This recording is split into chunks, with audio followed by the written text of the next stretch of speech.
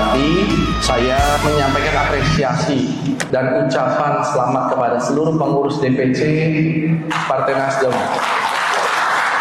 yang baru dilantik. Ini bukan sekedar seremonial tentunya, tapi merupakan amal dari amanah besar untuk menggerakkan roda organisasi, memperkonsolidasi partai, serta hadir dan nyata di tengah-tengah masyarakat. Dan sebagai Ketua DPD Partai Nasdem Kabupaten Indramayu, tentu saya menegaskan bahwa Partai Nasdem harus menjadi partai yang solid, modern, responsif terhadap kebutuhan masyarakat, dan tentu saja pengurus DPC adalah ujung tombak perjuangan partai di tingkat kecamatan yang langsung bersentuhan dengan masyarakat. Oleh karena itu, saya berharap seluruh pengurus DPC mampu menjalankan tugas dengan penuh tanggung jawab, memiliki loyalitas, serta menjunjung tinggi nilai-nilai restorasi di Indonesia ini, khususnya di Indramayu. Tadi sama-sama kita dengar, setelah Nasdem Bersatu Berjuang menang, akhirnya ada Partai Nasdem, partainya Luki Hakim. Masya Allah. Berarti tindak tanduk saya itu akan langsung seolah linier dengan Partai Nasdem. Kalau sayanya benar, kalau sayanya bagus. Lah kalau sayanya mungkin benar tapi kurang bagus, saya khawatir itu Nasdemnya menjadi tidak baik. Dan bagusnya saya itu dinilai Luki itu bagus atau tidak bagus itu karena sebagai bupati, maka dilihat dari kinerja dan performa. Saat ini sebenarnya sudah banyak sekali langkah-langkah besar yang Pemda Indramayu lakukan, tapi masih on paper, belum on fisik.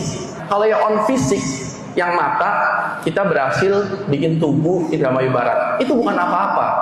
Tubuh Indramayu Barat itu akan menjadi hampa kalau cuma sekedar tubuh. Tapi di balik itu ada komitmen besar yang kami lakukan, yaitu membangun Indramayu bagian barat. Di Trisik, di Cikawung, itu akan kita jadikan daerah pendidikan. Rumah sakit besar punya UNPAD, dan sekaligus akan ada UNPAD-nya, UIN, UNJ, sekolah rakyat. Sekolah rakyat sudah mulai dibangun. Itu akan menjadi satu hal yang besar. Lalu kami akan membuka exit tol di Gantar. Tinggal satu step lagi, maka exit tol itu akan dibuka menjadi kawasan industri. Maka di barat, di tempat yang biasa orang dikatakan dibuang, itu nanti akan menjadi satu kota baru. Sehingga umpama cita-cita kita tercapai pemekaran, maka bukan cuma sekedar tubuh, tapi secara finansial, secara ekonomi itu akan terbangun. Dan insya Allah itu pertengahan tahun akan sudah mulai terlihat. 2027 pembangunannya mulai masif. 2028 gedung sudah mulai terlihat. Maka disitulah di 2027, 2028 kita mulai bisa bangga. Oh, Luki nggak ada gebrakannya. Itu salah satu gebrakan yang sudah ada. PAD kita tuh 400 miliar. Itu dipotongnya 344 miliar. Artinya kita sama aja nggak cari duit. Akan ada kegoncangan finansial secara makro di Indramayu. Oleh karena itu saya jemput bola. Alhamdulillah dengan pertemuan berjilid-jilid, ngantri yang begitu lama, nunggu yang begitu lama. Kadang-kadang saya demi Allah, saya sampai pakai ojek motor itu dari Pancoran saya jalan ke Sudirman pakai motor karena macet sekali. Karena saya udah janji sama salah satu dirjen, salah satu menteri.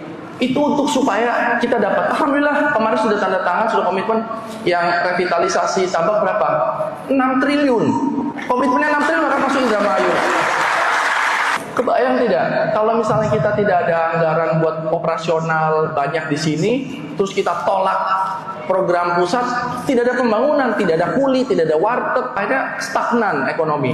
Tapi alhamdulillah sudah ada MOU 6 triliun, mungkin tahun ini akan mulai diukur-ukur. Mudah-mudahan akhir tahun sudah mulai ada gali-gali senilai 3 triliun dulu. Itu untuk revitalisasi tambak 1000 hektar, rencananya 2000 hektar. Lalu Karangsong, ADD-nya akan dilakukan di tahun ini, tahun 2007 mulai pengembangan 500 miliar.